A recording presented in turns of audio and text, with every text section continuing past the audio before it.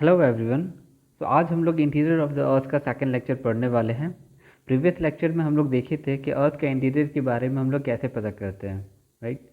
तो जैसे कि अर्थ का जो रेडियस है वो कितना है, अराउंड 6500 किलोमीटर है। तो हम लोग डायरेक्ट तो हम लोग इंटीरियर में जा नहीं सकते हैं और जा करके एनालिसिस तो नहीं कर सकते हैं। तो हम लोग कुछ और सोर्सेज के बेसिस पे हम लोग पता कर सकते हैं। जैसे डायरेक्ट सोर्सेस है, इनडायरेक्ट सोर्सेस है। डायरेक्ट सोर्सेस में हम लोग क्या पढ़े थे, डायरेक्ट सोर्सेस में पढ़े थे कि कुछ प्रोजेक्ट्स हैं to penetrate deeper depth to explore the condition in the crustal position. तो उससे क्या होता है, प्रोजेक्ट से क्या हो रहा है कि हम लोग एक्सप्लोर कर सकते हैं condition in the crustal position. Crustal position का जो कंडीशन है उसको एक्सप्लोर कर सकते हैं। उसे डायरेक्ट सोर्सेस से ये हो गया। सेकंड ऑप्शन क्या था डायरेक्ट सोर्स में, वॉल्केनिक एरप्शन। तो वॉल्केनिक एरप्शन होता है तो क्या हो रहा है, मॉल्टन मटेरियल जो है यानी मैग्मा जो है वो तो बाहर निकल रहा है। मैग्मा अगर बाहर निकलता है तो वो तो इंटीरियर मटेरियल है ना। तो उसका अगर हम लोग लेबोरेटरी एनालिसिस करेंगे तो कुछ ना कुछ तो हम लोग के पास एक एनालिसिस होगा ही होगा। ठीक है, कुछ ना कुछ तो पता चलेगा ही, राइट। और फिर नेक्स्ट था इनडायरेक्ट सोर्सेज में था। इनडायरेक्ट सोर्सेज में क्या था, फर्स्ट था तुम्हारा माइनिंग एक्टिविटी। तो माइनिंग एक्टिविटीज में हम लोग क्या पता चलता है कि जो जैसे जैसे हम लोग depth I mean down inside जाते हैं, नीचे की तरफ जाते हैं, तो टेम्परेचर का वेरिएशन कैसा है, प्रेशर का वेरिएशन कैसा है, ठीक है, लेयरिंग कैसा किया हुआ है, वो सब हम लोग को पता चलता है, राइट। देन मेटियर्स। मेटियर्स क्या होता है, जैसे कि ये भी एक हेवनली बॉडीज़ है, राइट। जैसे अर्थ का जैसे फॉर्मेशन हुआ वैसे ही मेटियर्स का भी फॉर्मेशन हुआ। ये है कि मेटियर्स का जो साइज़ होता है कंपैरेटिवली बहुत स्मॉलर होता है अर्थ के कंपैरिजन में, लेकिन बना तो एक ही जैसा है, एक ही प्रोसेस से बना हुआ है। तो जब एक ही प्रोसेस से बना हुआ है तो दोनों का तो कंपोजिशन सेम ही होना चाहिए। तो जब मेटियर्स अर्थ में आते हैं, अर्थ से टकराते हैं, तो क्या हो सकता है वहाँ पे उसका लेबोरेटरी एनालिसिस कर सकते हैं। उससे हम लोग पता कर सकते हैं कि जिस मटेरियल से वो बना उसी मटेरियल से अर्थ का भी फॉर्मेशन हुआ होगा। ओके। देन और क्या क्या पॉइंट्स है, लाइक ग्रेविटेशन है, मैग्नेटिक फील्ड है, सेस्मिक एक्टिविटीज़ है। इससे भी हम लोग क्या पता कर सकते हैं कि अर्थ के इंटीरियर में जो मटेरियल का डिस्ट्रीब्यूशन है वो कैसा किया हुआ है। जैसे पूरे अर्थ में तो ग्रेविटेशन का तो सेम फोर्स नहीं ना होता है ना कहीं ग्रेविटेशन का फोर्स जो होता है वो ज़्यादा होता है। आई मीन जैसे पोल में हो गया, ग्रेविटेशन का फोर्स ज़्यादा होता है। इक्वेटर में जाओगे तो उसके कंपैरिजन में कम होता है, ठीक है। मैग्नेटिक फील्ड देखोगे, मैग्नेटिक फील्ड कहीं पे ज़्यादा होता है, कहीं पे कम होता है। सेस्मिक एक्टिविटीज़ है। तो ये सब के बेसिस पे हम लोग डिस्ट्रीब्यूशन पता कर सकते हैं कि जो मटेरियल है डिफरेंट डिफरेंट टाइप का, उसका आई मीन डिस्ट्रीब्यूशन कैसा किया हुआ है। ओके। सो ये था हम लोग का फर्स्ट लेक्चर का रिकैप किए हम लोग। अगर आप लोग और डिटेल में देखना चाहते हैं तो फर्स्ट लेक्चर हम लोग आप लोग जा करके देख सकते हो। डिस्क्रिप्शन में हम उसको लिंक अवेलेबल कर देंगे, आप देख सकते हो उसको। ओके। इस लेक्चर में हम लोग सेस्मिक एक्टिविटीज़ यानी सेस्मिक वेव के बारे में पढ़ने वाले हैं। Okay. So before going further, video को लाइक एंड शेयर कर दे, और जो नए हैं वो वीडियो को आई मीन चैनल को सब्सक्राइब कर दे। ओके। सो अर्थक्वेक जो है बेसिकली ये क्या होता है, अर्थक्वेक को अगर एक सिंपल लैंग्वेज में अगर हम बोलेंगे तो कह सकते हैं कि शेकिंग ऑफ द अर्थ है, राइट। लेकिन ये होता कैसे है, तो अर्थक्वेक होता है cause due to release of energy. जैसे किसी लोकेशन में क्या होता है कि एक बहुत ज़्यादा एनर्जी कलेक्ट हो जाता है, ठीक है। अब वो एनर्जी जब कलेक्ट हो जाएगा तो वो क्या होगा, वहाँ से रिलीज होना शुरू होगा। ओके। जब रिलीज होना शुरू होगा तो किस फॉर्म में रिलीज होगा, ये एक जनरेट करेगा वेव्स का, ठीक है। तो वेव्स का जनरेशन होगा और वो वेव्स के फॉर्म में डिफरेंट डिफरेंट डायरेक्शन में वो ट्रैवल करना शुरू करेगा। Okay, got it. अब देखो ये जो एनर्जी होता है वो कहाँ से रिलीज करेगा, कोई ना कोई तो एक पॉइंट होना चाहिए ना। तो जो रिलीज होता है वो एक फॉल्ट होना चाहिए, ठीक है। तो फॉल्ट के यहाँ से वहाँ से रिलीज करेगा। तो फॉल्ट मीन्स क्या हो गया, जैसे कि एक यहाँ पर एक रॉक्स है, ठीक है। हम दो रॉक्स का हम लोग यहाँ पे फॉर्म यहाँ पे ड्रॉ किए हुए हैं। तो दोनों के बीच में जो गैप दिख रहा है ना, ये हम लोग का क्या हो गया, फॉल्ट हो गया। ओके। तो इसके बीच से क्या होगा, एनर्जी का रिलीज होगा। ओके। तो जैसे यहाँ पे क्या हो गया कि जैसे फॉल्ट है, ठीक है, एक रॉक है ये वाला येलो वाला, एक हो गया वाइट वाला रॉक हो गया, ठीक है। तो बीच में फॉल्ट है। लेकिन इसके ऊपर में क्या है, अर्थ का एक लेयर है, वो वहाँ पर इसको दबा करके रख रहा है, आई मीन फ्रिक्शन के हेल्प से वो क्या हो रहा है, उसको प्रेस किया हुआ है। तो ये जो रॉक्स है वो मूव नहीं कर पा रहे हैं, राइट। लेकिन एक पॉइंट तो आएगा ना जब यहाँ पे फ्रिक्शन फोर्स को ओवरकम कर जाएगा, ये जो फोर्स यहाँ पे जो मूवमेंट हो रहा है दोनों रॉक्स के बीच में, वो फ्रिक्शन फोर्स को ओवरकम कर जाएगा। तो जब ये ओवरकम करेगा तब क्या हो जाएगा, सडनली क्या होगा, जैसे ही ओवरकम करेगा तो ये अचानक एक दूसरे के, आई मीन ये जैसे कि आगे की तरफ ये मूव कर रही है, पीछे की तरफ मूव करेगा, तो जैसे ही ओवरकम करेगा फ्रिक्शन को, ये अचानक आगे पीछे की तरफ मूव करना शुरू कर जाएगा, ठीक है। तो इससे क्या होगा, ब्लॉक्स जो होगा वो डिफॉर्म हो जाएगा, राइट। और ये दोनों एक दूसरे के अपोजिट में मूव करना शुरू कर जाएंगे। एंड देन एनर्जी का रिलीज होगा, एनर्जी वेव ट्रैवल करेगा ऑल डायरेक्शंस में, ठीक है। देन क्या होगा, यहाँ पे एक पॉइंट है कि जिस पॉइंट पे ये होता है, एनर्जी का रिलीज होता है, उस पॉइंट को क्या कहते हैं, ठीक है। और वो पॉइंट कहाँ होता है, जैसे वो तो बेसिकली अर्थ के इंटीरियर में होगा, अब सरफेस में भी पहुँचेगा तो उसको पॉइंट को क्या कहेंगे, राइट। जैसे यहाँ पर क्या हो रहा है, यहाँ पर डिफॉर्मेशन हो रहा है, ठीक है, आई मीन रॉक्स जो है वो डिफॉर्म कर रहे हैं। तो जिस पॉइंट पे कर रहे हैं ये वाला पॉइंट क्या कहलाएगा, ये पॉइंट कहलाएगा फोकस। इसी पॉइंट को हाइपोसेंटर भी कहते हैं। और जस्ट इसका अगर परपेंडिकुलर देखेंगे अर्थ का सरफेस में, इसको कहते हैं एपिसेंटर, ओके। अब हम लोग का नेक्स्ट टॉपिक क्या है, अर्थ के वेव।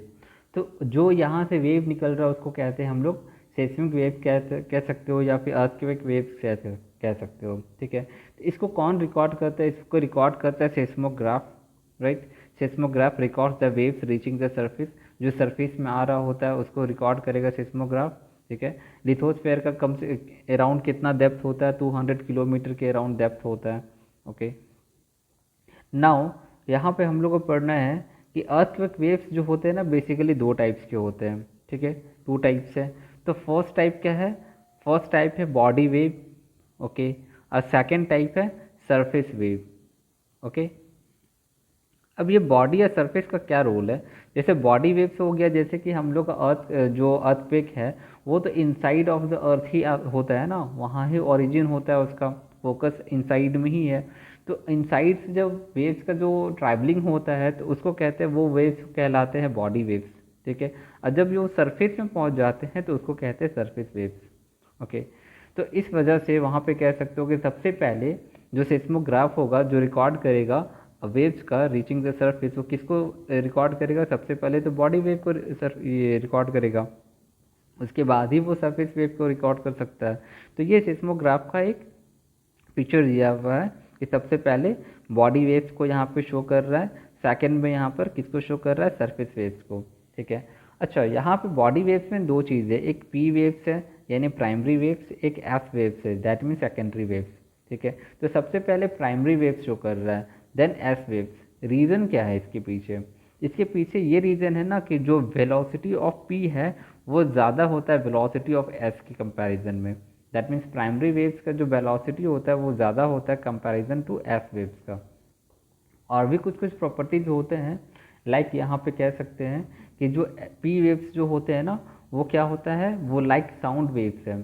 साउंड वेव्स के बारे में आप फैमिलियर हो ही, जैसे कि साउंड वेव्स कहाँ कहाँ ट्रैवल करता है, साउंड वेव्स गैसियस में भी ट्रैवल करता है, साउंड वेव्स लिक्विड में, सॉलिड मटेरियल में, सब में ट्रैवल करता है, ओके। और जो एस वेव्स होते हैं ना, वो सिर्फ और सिर्फ सॉलिड में ट्रैवल करता है।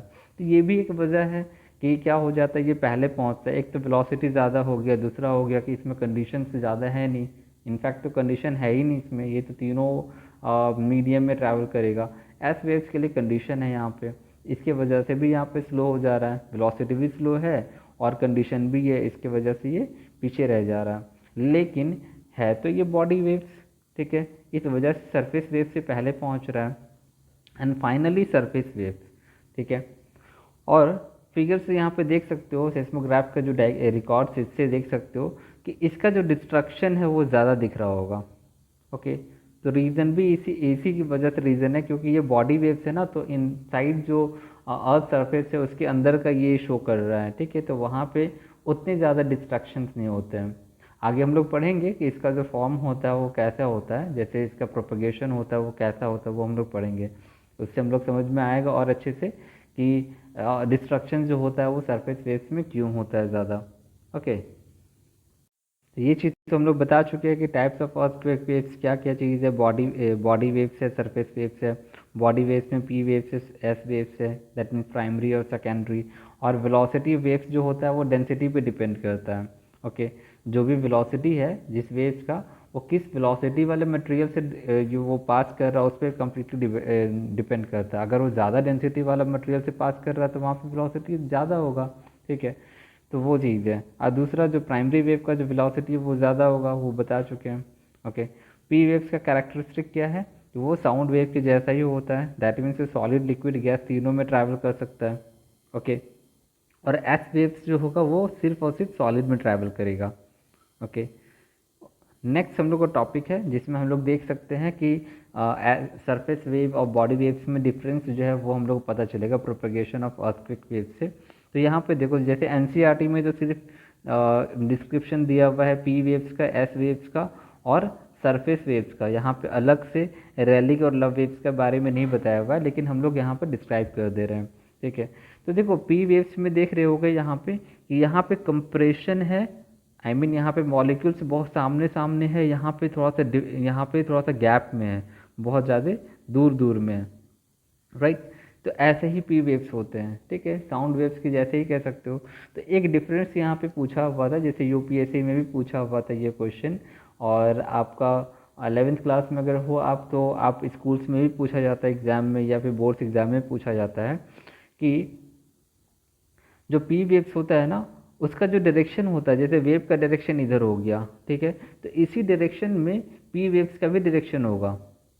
आई मीन टू एंड फ्रो का, टू एंड फ्रो यहाँ पे मूवमेंट हो रहा है। ठीक है, ये टू एंड फ्रो मूवमेंट हो रहा है पी वेव्स का, और वेव का डायरेक्शन भी इसी साइड है। राइट, तो इसका क्या हो गया, वाइब्रेशन जो हो गया वो इसी डायरेक्शन में हो गया। जो पी वेव्स का वाइब्रेशन है ना वो वेव के डायरेक्शन में ही हो गया।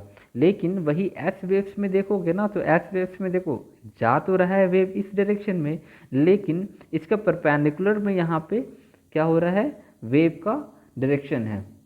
ठीक है, तो ये एक डिफरेंस यहाँ पे मिलता है। और वैसे तो देखोगे तो तीनों में ही है, इसमें भी है, इसमें भी, इसमें भी है, कि तीनों में परपेंडिकुलर रहता है, परपेंडिकुलर टू वेव डायरेक्शन रहता है। जो movement of the P waves होता है, वाइब्रेशन जो होता है वो परपेंडिकुलर होता है। सिर्फ इसमें जो होता है वो क्या होता है, वो टूवर्ड्स द वेव डायरेक्शन होता है।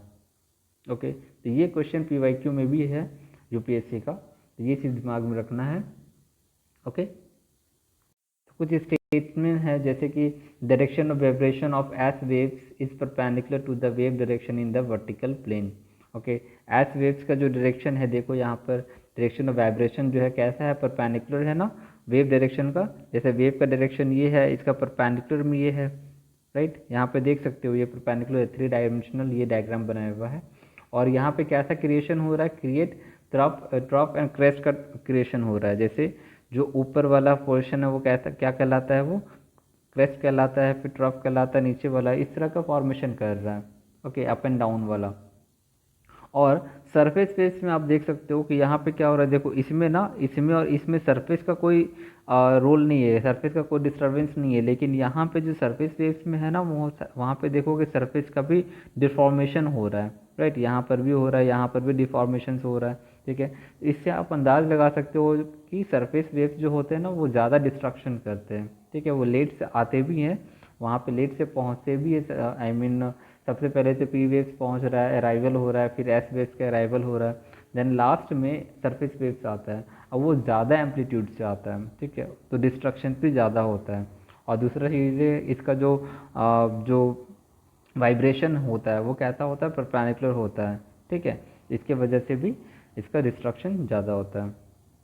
ओके, जैसे कि अभी प्रीवियस हम लोग कुछ देर पहले बताएं पी वेव्स के और एस वेव्स के बारे में, कि जो पी वेव्स होता है ना उसका वेलोसिटी ज़्यादा होता है कंपेयर टू एस वेव्स। और जो पी वेव्स होते हैं वो कहाँ ट्रैवल करते हैं, वो लाइक साउंड वेव्स हैं, तो सॉलिड लिक्विड गैस तीनों में ट्रैवल करेगा। और जो एस वेव्स है वो सिर्फ और सिर्फ सॉलिड में ट्रैवल करेगा। तो क्या इससे हम लोग कुछ इंफॉर्मेशन मिल सकता है, आई मीन अंदाज लग सकता है कि अर्थ के इंटीरियर में क्या प्रेजेंट है। जैसे यहाँ पे एक डायग्राम है, ये पी वेव्स के लिए डायग्राम है, ठीक है, और दूसरा वाला किसके लिए है, दूसरा वाला एस वेव्स के लिए। ओके, तो यहाँ पे एक चीज़ है कि जैसे कि ये वाला फोकस है, ठीक है, और यहाँ से वेव्स का जो है सेस्मिक वेव्स यहाँ से ट्रैवल करना शुरू कर रहा है। तो देख सकते हो कि यहाँ पे कहते हैं कि जो कोर से जैसे ट्रैवल करता है ना, तो कोर से क्या हो रहा है, यहाँ पे यहाँ रिफ्रैक्शन हो रहा है। रिफ्रैक्शन कहाँ होता है, रिफ्रैक्शन बेसिकली फ्लूइड में होता है। तो रिफ्रैक्शन हो रहा है तो वहाँ पे स्पीड भी बढ़ जाता है। ओके, लेकिन यहाँ पे कैसा है, यहाँ पे तो बताए थे कि डेंसिटी चेंज होता है, आई मीन डेंसिटी के इंक्रीज होता है तो ही वेलोसिटी इंक्रीज करता है। चलो ठीक है, फिर यहाँ पे सिंपल में माइंड में रखो कि वेलोसिटी का चेंजिंग हो रहा है, ठीक है। तो ठीक है, वेलोसिटी चेंज हुआ यहाँ पर, फिर फर्दर यहाँ पर क्या हो रहा है, यहाँ पे फिर वापस वो सॉलिड वाला मीडियम में आ रहा है, ठीक है। तो इसके वजह से देख सकते हो ना कि 105 से लेकर के 145 के बीच में, लेफ्ट में और राइट में दोनों में कहीं ना कहीं शैडो टाइप का फॉर्म कर रहा है। ओके, शैडो मीन्स क्या हो रहा है, शैडो मीन्स हो गया कि उस पोजीशन में ना वहाँ पे सेस्मिक वेव्स पहुँच नहीं रहा है। Okay, sorry. Then S waves में देखोगे कि एस वेव्स क्या होता है, यानी सरफेस आई मीन या सेकेंडरी वेव्स। सेकेंडरी वेव्स क्या होता है कि वो पूरे के पूरे 105 से लेकर के आई मीन लेफ्ट वाला 105 हो गया, यहाँ पे राइट वाला 105 हो गया, ये पूरा का पूरा 105 से 105 वाला जो एरिया है ये यहाँ पे पहुँच ही नहीं सकता है। तो इससे क्या इंप्रेशन हो रहा है कि जो कोर है ना, ये कहीं ना कहीं मॉल्टेन फॉर्म में है, ठीक है। तो मॉल्टेन फॉर्म में है जिसकी वजह से क्या हो रहा है कि यहाँ पे एस वेव्स वो क्रॉस नहीं कर सक रहा है, ठीक है। अच्छा हाँ, एक चीज़ बताना था कि जैसे आप एनसीईआरटी ही फॉलो करना, क्योंकि जो 105 वाला चीज़ है ना, 105 और 145 वाला, बहुत सारे बुक्स में देखे थे कि वो कहीं कहीं 103 दिया हुआ है, कहीं कहीं ये 142 या 43 दिया हुआ है।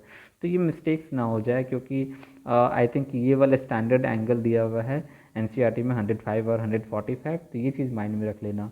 तो हो सकता है मिस्टेक हो जाए, कहीं एमसीक्यू में आ जाए तो वैसे मिस्टेक्स हो सकता है, ठीक है। Okay fine. तो इससे क्या हम लोग अंदाज लगा सकते हैं, इसे देख करके हम लोग पता चल रहा है कि एस वेव्स का जो शैडो रीजन है वो ज़्यादा है कंपेयर टू जो पी वेव्स है, ठीक है। शैडो रीजन के बारे में समझ में आ गया। शैडो रीजन का मतलब हो गया कि जहाँ पर जो वेव्स हैं, आई मीन जो सेस्मिक वेव्स है वो पहुँच नहीं रहे हैं, वैसा वैसा लोकेशन जो है उसको कहते हैं शैडो वेव्स, ठीक है। और ये जो क्वेश्चन है ना शैडो वेव्स के बारे में, ये मेंस में भी आया हुआ है, ठीक है। तो छोटा छोटा चीज़ है, इसको माइंड में रखना है, इसको डायग्राम को माइंड में रखना है, इसको डिफाइन कर सकते हैं, वहाँ पे एक्सप्लेन कर सकते हैं, ये सब दिमाग में रखना है क्योंकि ये सब ज़रूरी है। Okay, then types of waves, I mean types of earthquake. कैसा कैसा टाइप्स का होता है अर्थक्वेक, जैसे टेक्टोनिक। टेक्टोनिक मीन्स क्या हो गया जैसे जो हम लोग डिफाइन किए थे स्टार्टिंग में, हम लोग जो एक्सप्लेन किए थे कि रॉक्स का स्लाइडिंग हो रहा है, ठीक है। रॉक्स का आपस में एक आगे है एक पीछे साइड में स्लाइडिंग हो रहा है, जिसके वजह से क्या हो रहा है कि ऊपर में क्या है, ऊपर में प्रेस किया हुआ है ना एक सरफेस, तो उस फ्रिक्शन फोर्स को अगर ओवरकम करेगा तब तब स्लाइड करेगा, ठीक है, फॉल्ट लाइन की तरफ से। तो वहाँ पे जो जनरेशन होगा, ठीक है, तो वो होगा टेक्टोनिक अर्थक्वेक का जनरेशन होता है, ठीक है। नेक्स्ट क्या हो सकता है, वॉल्केनिक एरप्शन जब होगा तब भी वहाँ पे भी अर्थक्वेक जो होता है वो भी वॉल्केनिक अर्थक्वेक कहलाता है। ओके, देन इसके बाद है collapse. Collapse earthquake. Collapse earthquake क्या होता है, जैसे माइनिंग एक्टिविटीज़ होते हैं ना, तो वहाँ पे बहुत सारे माइनर ट्रेमर्स होते हैं, जिसके वजह से वहाँ पे कॉलैप्स अर्थक्वेक का फॉर्मेशन होता है, ठीक है, राइज करता है। Then explosion. एक्सप्लोजन क्या हो गया, कि ग्राउंड शेकिंग में also occur due to the explosion of chemical और न्यूक्लियर डिवाइस। जैसे कहीं कहीं पे एक्सपेरिमेंट्स होते हैं, न्यूक्लियर एक्सपेरिमेंट्स होते हैं, तो उसके वजह से भी ज़मीन का जो हिलना होता है उसको कहते हैं ग्राउंड शेकिंग। तो उसकी वजह से जो अर्थक्वेक होता है उसको कहते हैं एक्सप्लोजन अर्थक्वेक।